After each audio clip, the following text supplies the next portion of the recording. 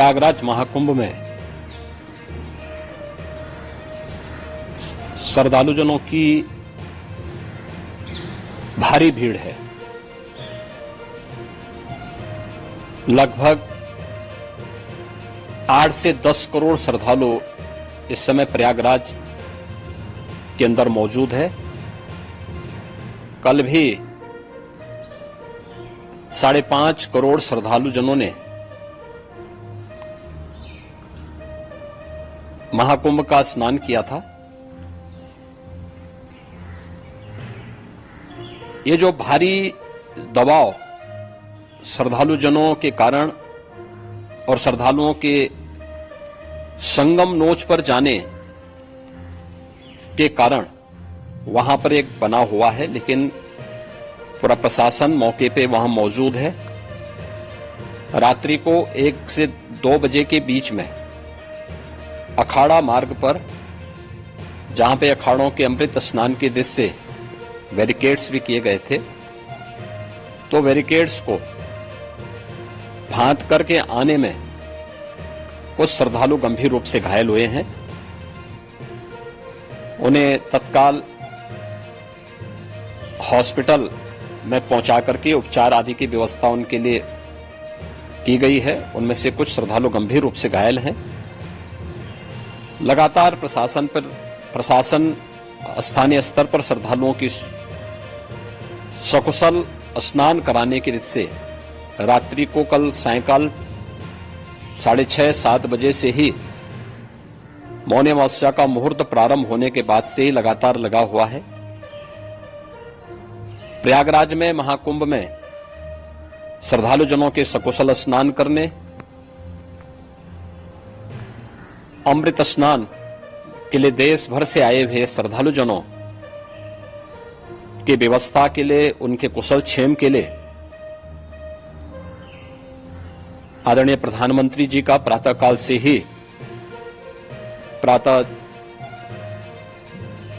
से ही उनके लगभग 4 बार प्रधानमंत्री जी ने हालचाल लिया है। माननीय गृह मंत्री जी ने, माननीय राष्ट्रीय अध्यक्ष भारतीय जनता पार्टी श्री जेपी नड्डा जी ने, माननीय गृह मंत्री श्री अमित शाह जी ने भी, और प्रदेश की माननीय राज्यपाल श्रीमती आनंदीबेन पटेल जी ने भी लगातार जानकारी लेकर के सभी के कुशल क्षेम और सकुशल स्नान कराने के बारे में निरंतर रिपोर्ट ले रहे हैं। हम लोगों की प्रातःकाल से ही श्रद्धालुजन जो भी आए हैं वे स्नान कर सकें, इसके लिए यहाँ पे उच्च स्तरीय बैठक भी चल रही है, जिसमें मुख्य सचिव भी हैं, डीजीपी हैं, प्रमुख सचिव गृह हैं, मुख्यमंत्री कार्यालय के अपर मुख्य सचिव के साथ साथ एडीजी लॉ एंड ऑर्डर के साथ साथ अन्य वरिष्ठ अधिकारीगण मौजूद हैं। प्रयागराज में हालात वर्तमान में नियंत्रण में हैं, लेकिन भीड़ का दबाव बहुत बना हुआ है। अखाड़ा परिषद से जुड़े हुए पदाधिकारियों के साथ मैंने स्वयं भी बातचीत की है।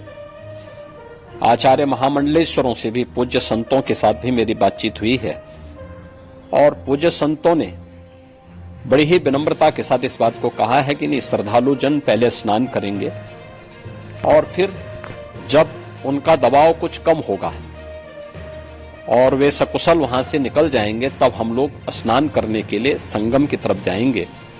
अभी पहले श्रद्धालुजनों को, चूंकि देश भर से आए हैं, तो इसके लिए उन्हें सभी अखाड़े इसके लिए सहमत हैं और सभी लोग इस व्यवस्था के साथ जुड़े हुए हैं।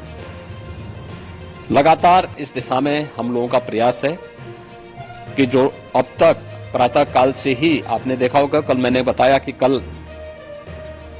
लगभग 5.5 करोड़ श्रद्धालु कल महाकुंभ का स्नान किए हैं, और आज प्रातः काल तक लगभग 8:30 बजे तक 3 करोड़ से अधिक श्रद्धालु स्नान कर चुके हैं, और ये लगातार जारी है। लेकिन संगम नोच पर, अखाड़ा मार्ग पर,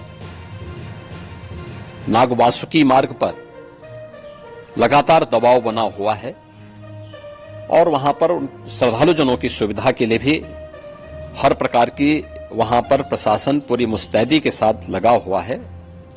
और इसीलिए मेरी अपील है पूरे प्रदेशवासियों से, पूरे देशवासियों से और सभी श्रद्धालुओं से भी, सभी पूज्य संतों से भी कि अफवाह पर कोई ध्यान न दें, संयम से काम लें। ये सब आयोजन सभी लोगों का है। प्रशासन उनकी सेवा के लिए पूरी तत्परता के साथ लगा हुआ है।